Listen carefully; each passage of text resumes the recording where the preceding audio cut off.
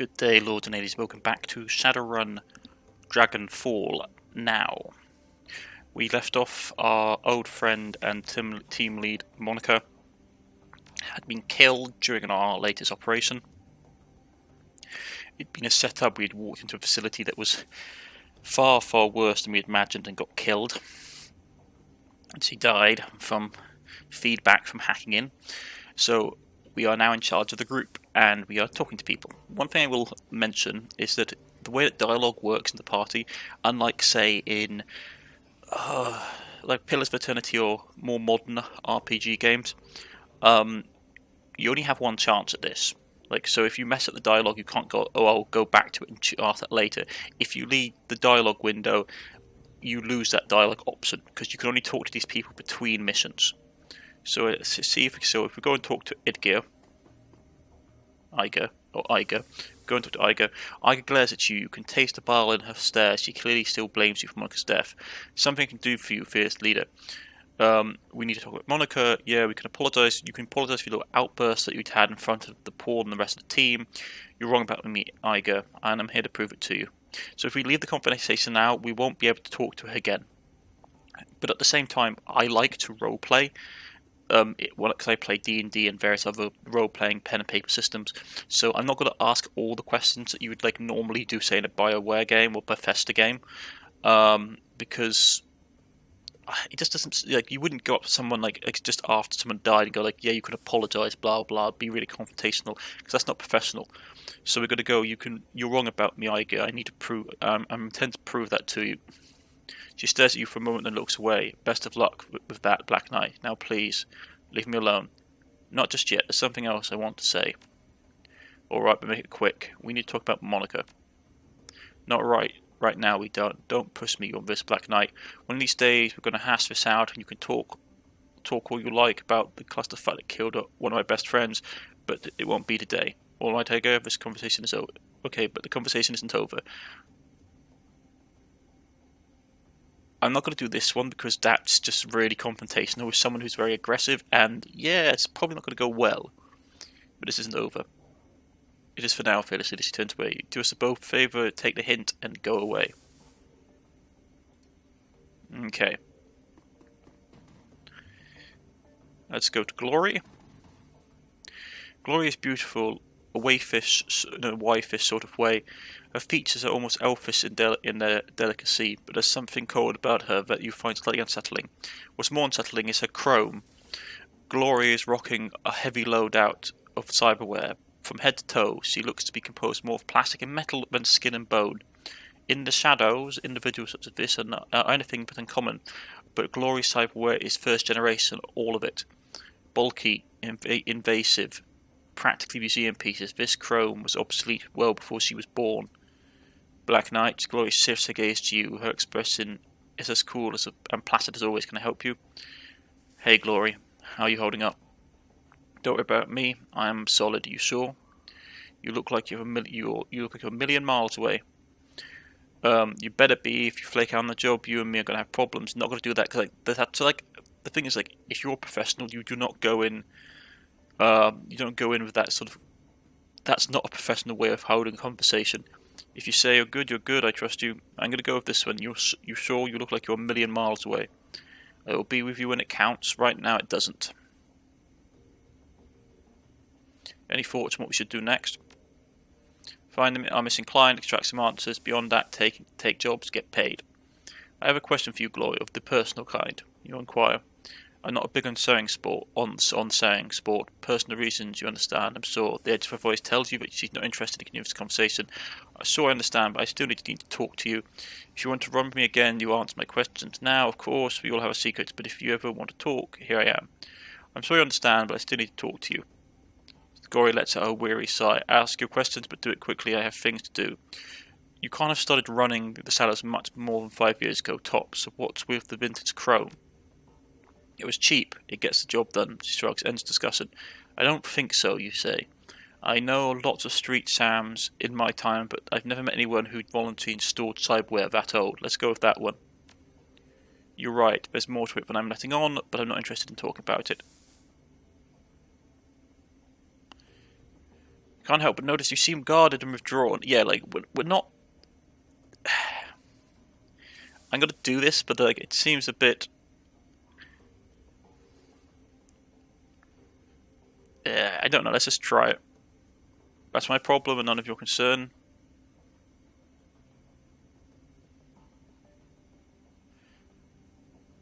If you talk to me, I can help. Let's try that. I doubt it, Chummer. I doubt it very much, but I appreciate the sentiment. Maybe later, when we know better, we can get into it. Now, if there's anything else that you need to know... No, I'm good. Take it easy. Like that's the kind of thing I find like weird about computer games. Is that like they expect you to ask these questions that like no one in real life would ever ask someone. If they were like a professional crew of, which are basically mercenaries, like there's stuff that you just don't ask people. Take it easy. Rightio, you too. So like, see now, if we talk to her, we can't go back to it. We've got a job to prepare for. Black Knight, don't have any more time to talk. So you can only talk between missions, and you only get one shot at it. So I suppose it's just how far you're willing to push the envelope, really. So if you talk to him, nothing less more to say, boss. This is the thing. I don't want to push questions like for RP reasons, but at the same time, like for RP, like for the RPG, like they expect you to ask these questions without reservation. But if you try and roleplay it, it's like, yeah, you wouldn't ask like half these things. Or at least I wouldn't anyway. For those that are interested, if you press Alt, you can highlight points of interest around the map. So let's get out onto the streets. Here we are. It is a cold night in Berlin. And it is starting to snow. Trolls all about. Orcs from the looks of it as well. What looks like a dwarf down the bottom. Let's go and talk to the dwarf. Holly. The dwarf tech vendor smiles at you with practiced ease, her almond eyes twinkle with glare from the dozens of tired screens. She speaks in a clipped, heavily accented German voice. Welcome to Data Haven. Can I help you with something? I need some tech, and I'm on a tight schedule, so what you've got. I'm in the market for something exotic. What kinds of tech do you have? Let's go with... I need some tech. I'm on a tight schedule. Something you've got. Okay. So... programs, a couple of droids. I do need a droid. I've got 1,250 credits. That would be nice to get because that would boost our intelligence up. But I need some programs as well. I need a droid. So as much as I'd like to get these things, which are really cool looking, I need a basic attack droid. So we'll grab that. And I need a couple of programs for when we get into the system. So that would be really nice to have to reduce the alarm level. Area of effects, 2 down. Firewall. That's a nice like damage AP. But right now I'm going to grab the suppressor level 1 to help us reduce the alarm when we're hacking, so that's really important. So I'm going to grab both of these.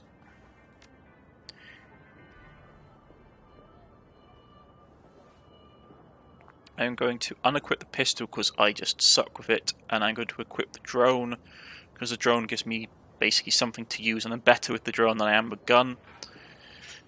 So here we go. Right. So now we have our little... Like, is it going to follow me around? Oh, did we lose the dog? So the dog no longer follows us as a pet. Okay. Ah, that's a shame. Didn't realise that. But, hey-ho. So let's have a look at the city. We are low on cash. Oh no, the dog's still there. Interesting. So we have a drone and dog. Donations for the soup kitchen have slowed, Samuel. So I'm not surprised altruism money often comes with its expiration date. Okay, so we have a platform, we have a couple of characters we can talk to, a market up here, and our objective down below. Let's check out the areas. A lot of the time in this game you can only come to an area once, so we should be careful. Alright, let's go and talk to Samuel Backenburr. As Samuel approaches, the orc turns to face you. He wears a severe expression, but the kindness is in his eyes. Hello, human. As you can see, I'm in the middle of a conversation with my assistant. The volunteer worker holds her silence, but her expression is full of naked hostility. Samuel gives her a sidelong glance. He seems to get the message. Her fire in her eyes dies down to a low simmer. But we don't want to be impolite. Is there anything I can do for you? I couldn't help overhearing your conversation. I take it that you run a charity of some sort. He nods. Yes, it isn't much, but we do what we can. Such as, give me specifics, you inquire. He clears his throat and then begins to count off with his fingers. The past several years I have established a shelter where we dispossessed can sleep, a soup kitchen to feed the hungry, and the library for people of the bazaar to better themselves. It isn't much, I admit, but it is a start. A good start, Samuel says to the worker. You mustn't be so hard on yourself. There is a limit to what one man, even a determined man, can accomplish. Samuel sighs. This is true. He nods to the orc at his side. Thankfully, some of our residents that I've helped over the years have come back around to help me. I have 15 associated orcs and trolls from all around the bazaar working with me now. They help me man the soup kitchen, stock the library shelves, and do all the hundreds of other little things that the community organisation needs done every day. They're extraordinary individuals, are living proof that what we do here has value. They are my inspiration to continue forward. The worker beams at the compliment. From her body language, it's clear that she idolises Bannockburr. Now, do you have any more questions? If not, I will bid you good day. I do not wish to sound self-important or rude, but there are many pressing matters that demand my time. 15 associated orcs and trolls, you ask? Does that mean that other races aren't welcome within your organisation? That's taking it a rather narrow view of what we do, yes. It is true that my assistants are all members of the goblinoid race. It is also true that before they accepted my help, they were thieves, gangers, and deadbeats. This is not because they were bad people, this is because those of us with goblinoid traits are feared, mistreated, and denied gainful employment by society that hates us. I only hire goblinoids because mainstream human society has created a need for me to hire only goblinoids. The orcs and trolls of the bazaar deserve a workplace where they will be treated with dignity and respect. All that being said, our service is available to all. We wouldn't turn a desperate person away regardless of their person's metatype. Even humans, the most privileged of all races, are welcome at our door. Isn't that what's most important?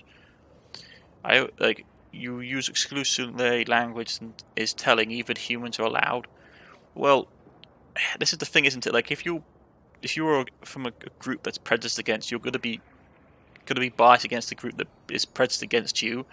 But he's still helping people, even like humans who on the whole normally get better treatment than, say, in the Shadowrun universe, orcs and trolls. I'll reserve judgment, you're helping people and that's what is important. He nods slightly. Good of you to understand. Now, if there's something else I can do for you. Let's talk about your organisation. Do you accept donations? Of course, actually, we're actually desperate for them, truth be told. People seem to be more intent on taking care of themselves than they are in providing for the less fortunate. Of course, these concepts are not unrelated. As poverty rates increase, so does crime rate. Assisting the needy increases the quality of life for all. Yeah, I'll hand over 50 credits and we're broke. Thank you, mein Fräulein. This will go a long way. No problem. Let's end that. And we're done. So now we're flat out broke, which is not great.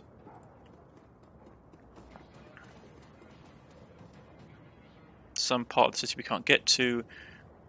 A platform, which is, I take it, the way we can get back into our base. And who is this? Lane.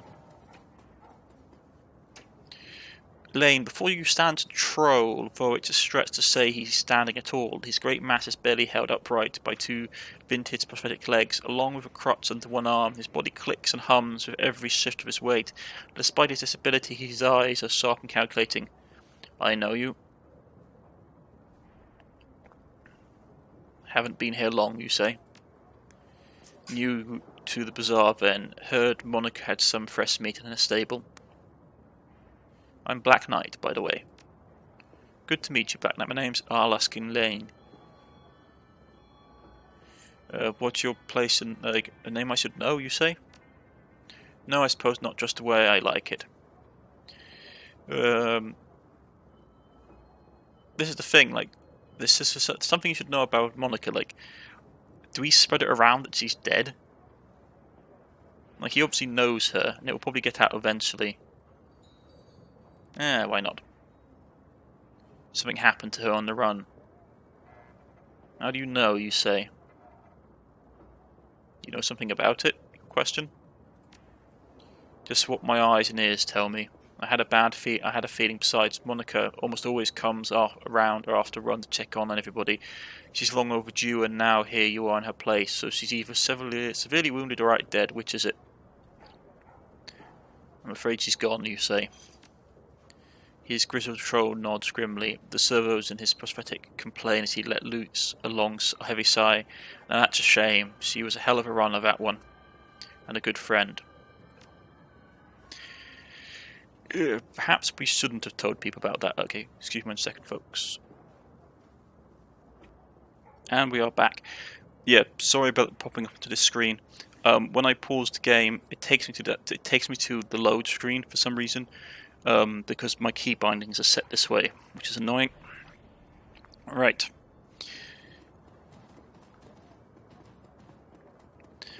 Man, like, you can really tell the Shadowrun universe. Just look at it, they've got like totems and altars and piles of human skulls. He's selling magical doodads. The elf has clearly seen better days. His skin is weathered and emaciated, as though he's been stretched too tightly over his frame.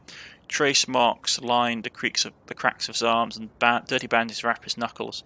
Despite all of this, he seems cheerful enough. The elf fixes his twinkling, bugged-out eyes on you and offers you a broad smile, displaying a set of impossibly white teeth. When he speaks to you, his voice is surprisingly deep. Guten Tag, mein Fräulein. You here for some magic? Because Zerkflesh suggests himself with a dramatic flourish is your magic man. Magic? Are you a street mage? Zerk lets out a throaty, barking laugh. Street mage? Me? Do I look like a street mage to you? He shakes his head, but his smile doesn't waver. He fishes a small bag of pills out of his back pocket and dangles it in front of your eyes. No, chummy, I'm no street mage. I've got the magic in my blood and magic in these bags, but you wouldn't catch old Zeke studying any spell books. Well, if that's the case, let's talk about the magic you've got in these bags. What you've got. Oh, a little bit of everything. I've got you Zen and your Hype, your Nitro and your Nova Coke. If you want it, I've got anything. Zerk leans forward towards you and lowers his voice to a conspicuous whisper. I've even got a special concoction of my own design, but I wouldn't recommend it unless you were serious about getting high. Tell me what you've got. Okay, so he's got stimulants. Adds movement and APC for 1 round. And I couldn't afford any of those if I wanted to. Okay.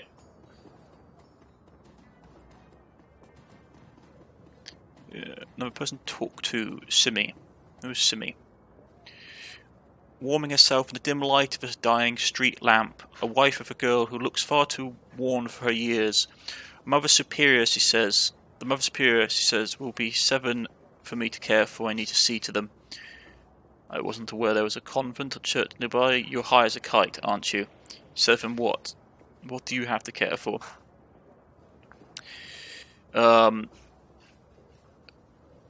Let's see. What should we choose, folks? Mother Superior is a name of a church organisation. But it does seem... You're high as a kite, aren't you? We could fly a kite. I should ask my Mother Superior. She says I'll be a governess to the children.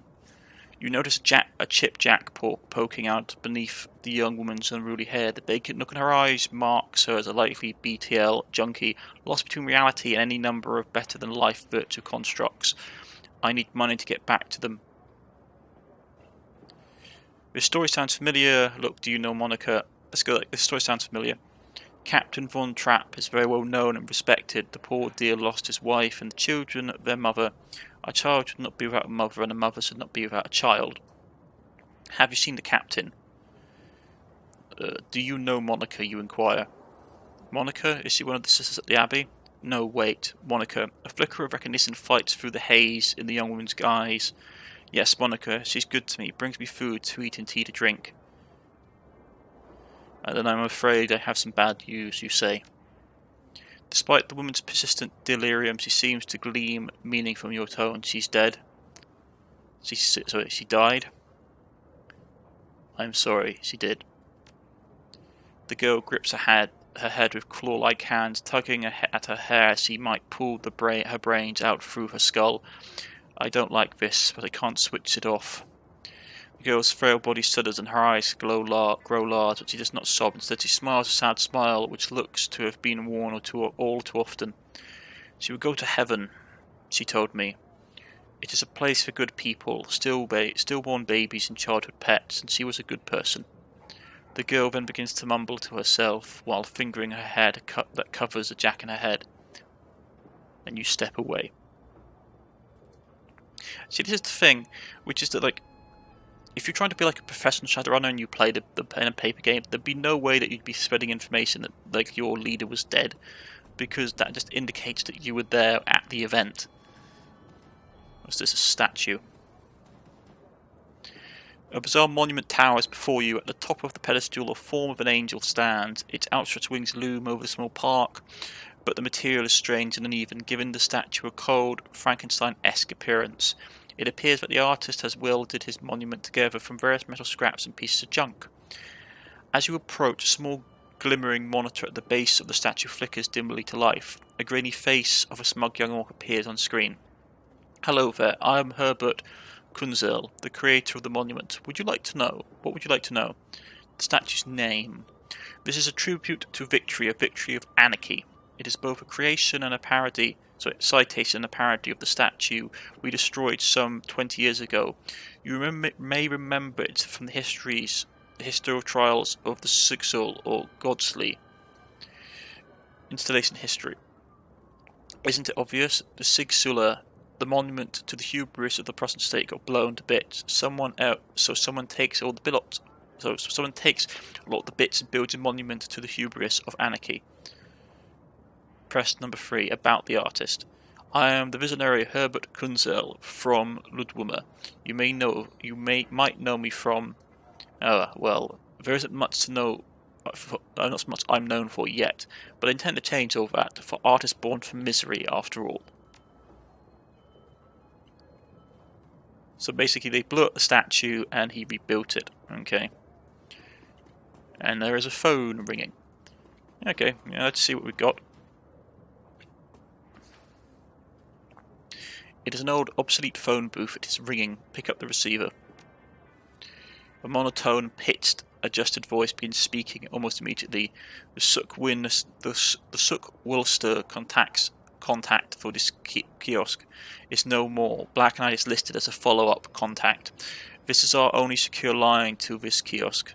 Please listen to the following instructions carefully if you are a supporter of our cause. Who are the Sokwen Ritter?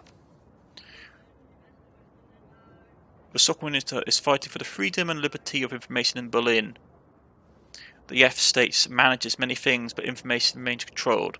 Corporations keep any information they can under lock and key, silencing dissent, silencing indiscretions, and silencing the truth. Our goal is to liberate this information so that any who wish to may access it, and so that the F State can regulate itself based on truth. We are simply a collective of like-minded individuals working towards this cause. Continue to listen. We have phone booths in strategic locations throughout the city. Within each one you may find a request posted for specific information.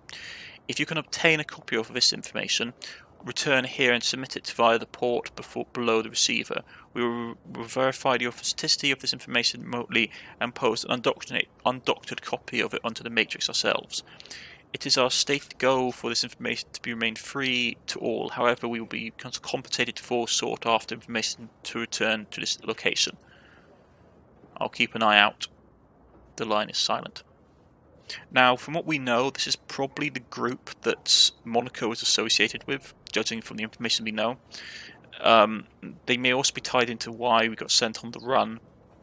At the same time, I'm going to keep my ear to the ground because, well, it's money, and as much information as we can get on anything going on is important.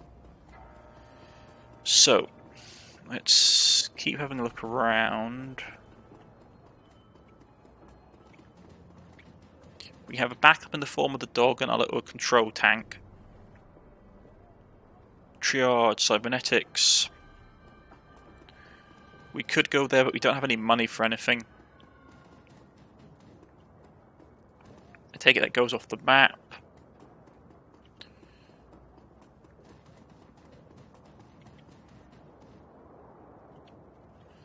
Let's check out the cybernetics.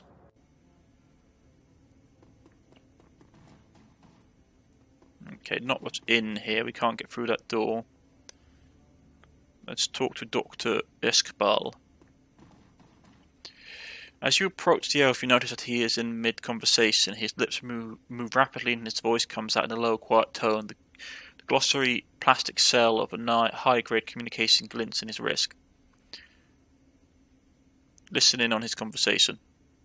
Doing your best to the kind interested, you lean in slightly and strain your ears. You find that you can make out the doctor's end of his conversation. No, the price I'm quoting you is more than fair. Well below a market value, in fact. If you can't pay it, that's your problem. Yes, I know what the price has gone up. This is a seller's market. Well, then I just have to find the money, or you just have to find the money, or you can go without. I'm sorry, but I have to go. I have a patient. He presses the button.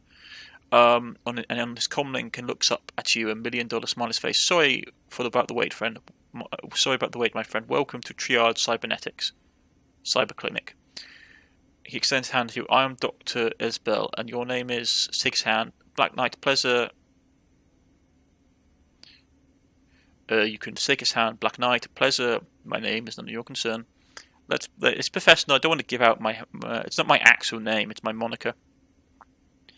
My name is none of your concern. Let's go with this one. He smile dies in his face. He lowers his hand. I was just being polite, Black Knight. I know who you are. Word travels fast, and the career is bizarre. So tell me, what do you want? Well, the thing is, if you know, I'm supposed to be a Shadowrunner, which is I'm supposed to be professional. So you just don't give out your name to people. I need medical supplies. Let's see what he has for cybernetics.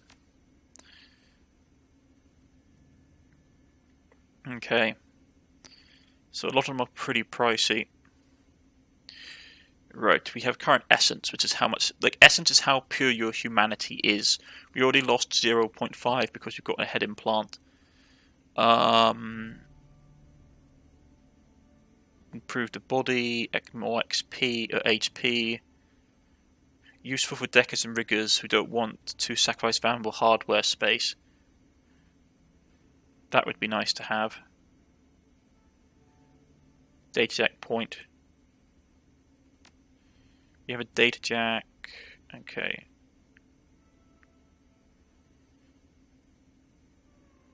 Okay.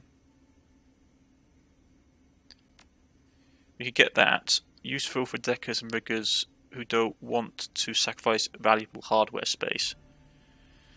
So basically this is like a built-in induction data jack. Basically it goes into the arm and allows us to use it like a allows us to control things without needing to have the port. Useful for data jackers and riggers who don't want to. Yeah, so we can have, they don't have a lot. Eyes, visual magnification, which is basic. Eye data jack, a data jack concealed inside the cybernetic eye, a favourite for spies and infiltrators. Oh, okay, so basically, so what's good about R1? A requirement for riggers and deckers, so that's a data jack. So this goes, it depends. I see. So basically, it just moves where the data jack is around the body. Interesting. And also, I take it he's where we buy our medical supplies from as well. But at the moment, we're broke. So let's keep going. It'll be interesting. I might pick up a data jack for something else then. Like, remove the one from my head, maybe get it replaced with one in the arm. That seems to be a way out of the facility. Who is this? Mr. Gunrai. Gunrai? The Romanian patriarch is an imposing figure, an enormous man in his late 60s, burly and broad-chested despite his age. His voice is deep and resonant, and his breath is heavy with the stench of pipe tobacco. You are here to conduct some business. If so, I welcome you to arms and ammunition. If not, keep on right on walking. I'm here to buy. Can you tell me what you have in your inventory? We have weapons from all across Europe. Ares, Casca, Fitz, you name it, we can be found on the continent. We can acquire by Marbeck Arms. I don't conduct business with suppliers I know nothing about. Tell me about Marbeck Arms. And I don't discuss family matters with customers, let alone strangers. If nothing personal, but the answer is no. Okay. Understood, Herr Marbeck. You show me respect, which is good. Herbeck nods with approval. Now, unless you would like to take you elsewhere, let's see what you have got to get down to business. So yeah, he's just our what appears to be standard weapon dealer. Okay, so we get explosives and all the bits and pieces from him. Good to know.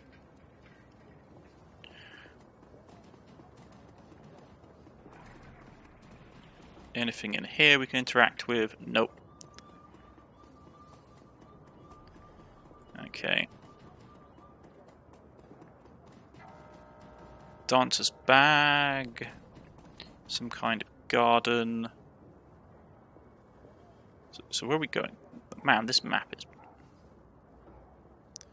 It's not that big, but still. Here's the objective. We came from down there. So what's this dancer's bag? Tip the dancer. Yeah, well, I wish I could, but I'm broke. Some kind of garden.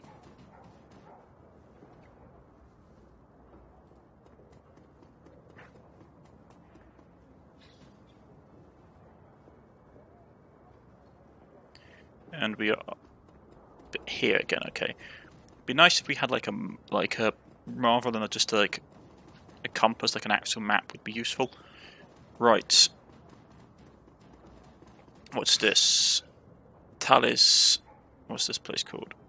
Talis Monger's shop for like talismans and like supernatural. I take it. Someone called David, and there's someone on here. And here's the Sawyer Calf we need to get along to. Right. That was the person that we talked to. Okay. So I know we're doing a lot of exploration and talking. It's trying to get a lay of the land. So let's go into the talisman shop quickly.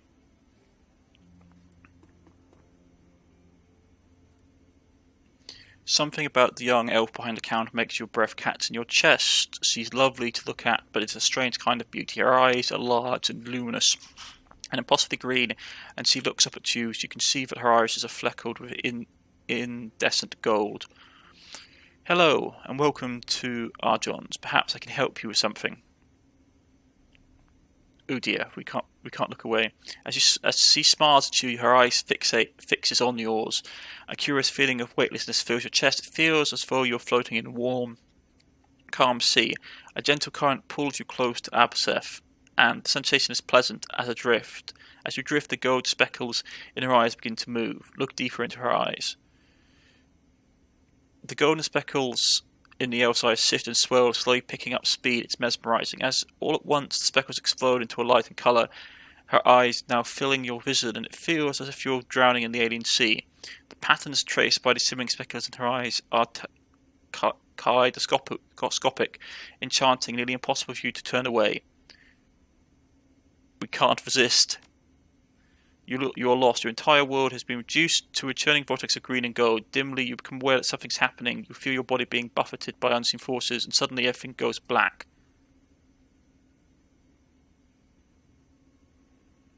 Slowly and painfully you struggle your way back to consciousness. The shop owner, Arjun, is peering down at you, her expressing concern on his face. Absinthe stands beside him, her expression one of embarrassment. Welcome back, friend.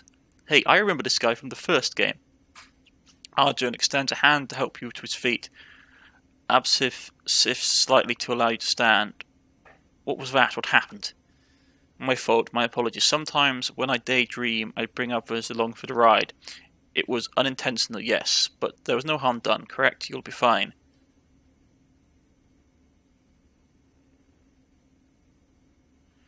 No harm done, if you excuse me. No harm done, if you excuse me. I'm going to go and stand in the corner for a while. Harmless? I don't think so. Step away from me, elf. I want nothing more to do with you. No, let's go with no harm done. If you excuse me, I'm going to go and stand in the corner for a while. Yeah, I remember this guy from the first game. Isn't he like supposed to be like a... I'm pretty sure like he's supposed to be like a dragon or something in disguise. Greetings, young human. The elf's voice is smooth and silk and rich as clotted cream. Something about him instantly puts you at ease. I am Arjun Halfdream, the owner of this establishment. In my shop you will find only the finest magical paraphernalia. Now tell me, how may I serve you? I have some questions for you if you don't mind. If you're any luck, I have great answers. What kind of magic do you practice? Shamanic? Hermetic? What's the deal with your assistant? There's something funny about her eyes.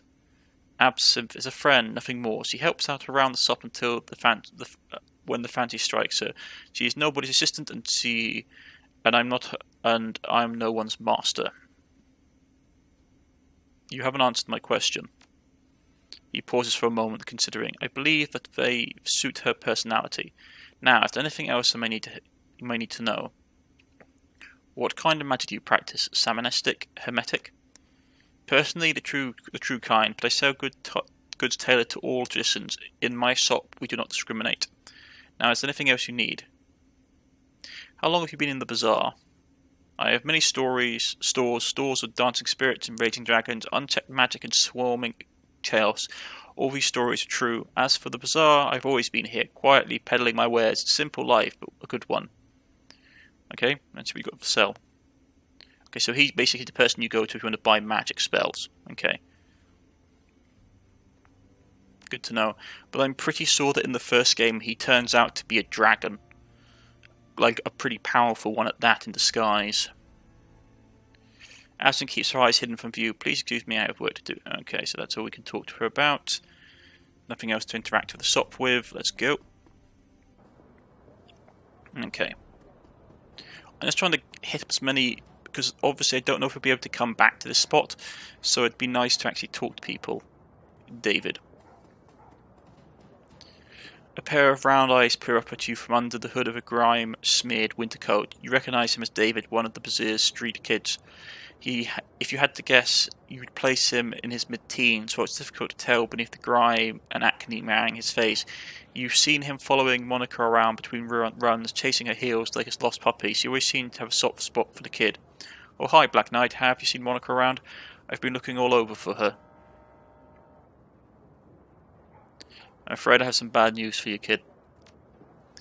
The kid blinks, a blank expression on his face. She's dead, isn't she? I'm sorry, kid. We all are. I'm not going to say the other two, because they're both... One's a lie and the other one is pretty horrific. Yeah, look, I think I want to be alone right now. Right.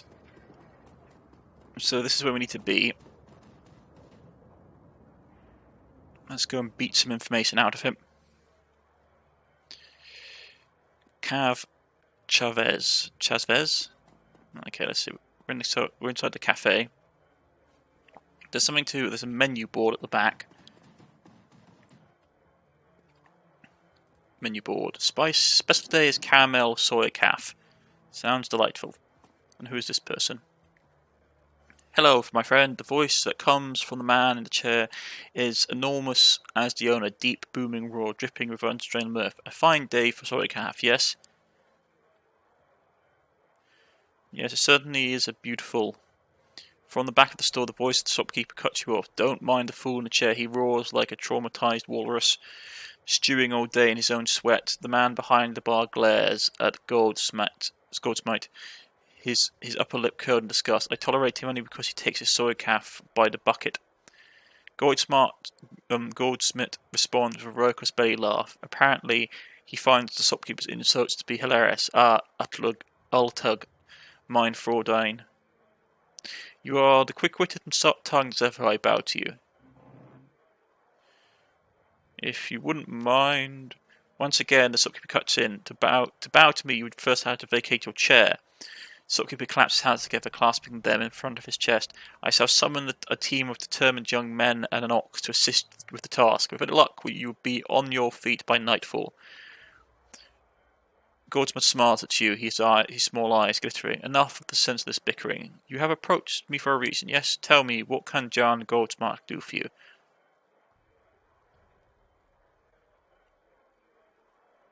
Like, something's bad is going to happen if he doesn't stop interrupting me. Why do you put up with those insults? Don't you have any pride? Let's go to the second one. I put up with them because they amuse me. The fact that they amuse me infuriates my dear friend Ultug, who in turn holds more insults. The dwarf raises his soy calf cup in salute, and thus the cycle continues. It is 2 years now that I've been your customer. Yes, Ultug. 2 years of soy calf and strained patience. Yes. And I remain happy. Ultug makes money and the ideal business relationship. That sounds perfectly healthy. Take care. Gives you a deep nod, his jowl quivering. Until next time, my friend. Okay, let's talk to him. The man behind the counter looks right past you and at the dog following close by. Dante, I will fetch his water dish and perhaps a coffee for your friend here. Paul Amsel sends his regards. When he hears Amsel's name, the Turk's voice lowers and his accent becomes less extravagated.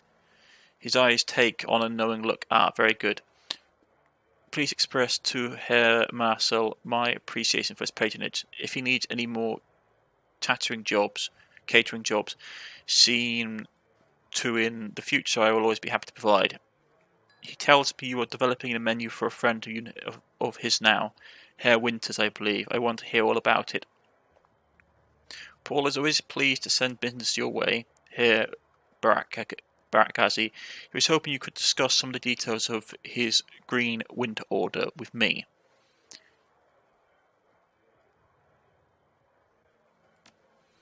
The coffee shop owner offers you a smile. Of course. Herr Amsel is too kind.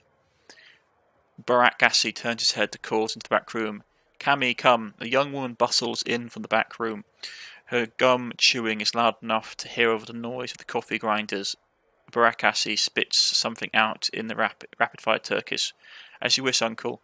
I shall see to it right away. Cammy offers you a side grin, snaps her gum, and hurries back into the room that she came from. My girl Cammy is arranging to make contact with the chef as we speak. But it will likely take some time. My chef is a busy man. While we wait, I wonder if you would be so kind as to run a small errand for me. A trifle, really. I hate to trouble you. I am embarrassed to even ask, but I would be more appreciative of your help. What is this trifle? I'm not an errand girl. I do jobs. I get paid. Let's go with this one.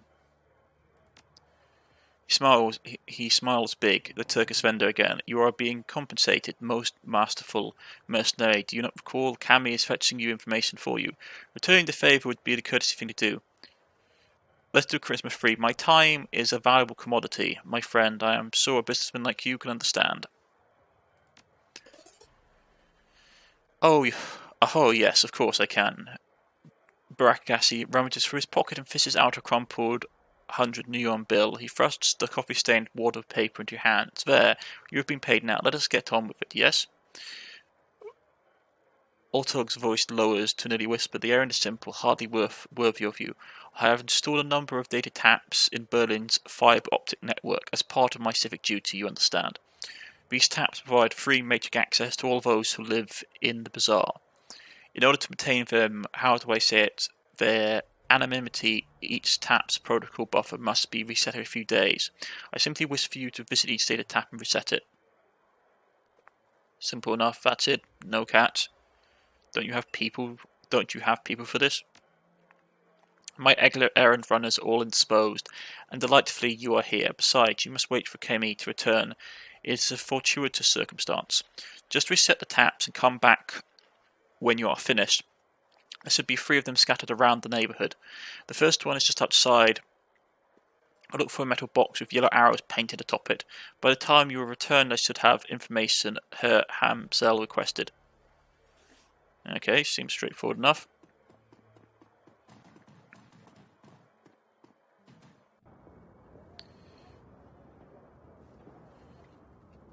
So we need to look for...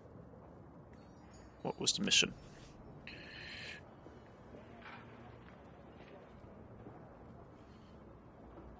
Okay.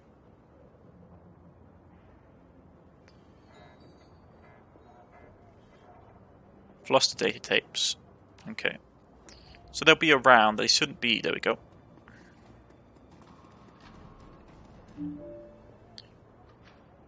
Ah, I see. So this is one of the ways they would have got you to explore the world.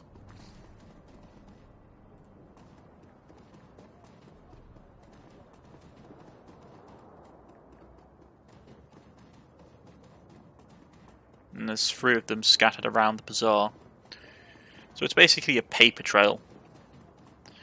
Not a bad way to get players introduced to the world.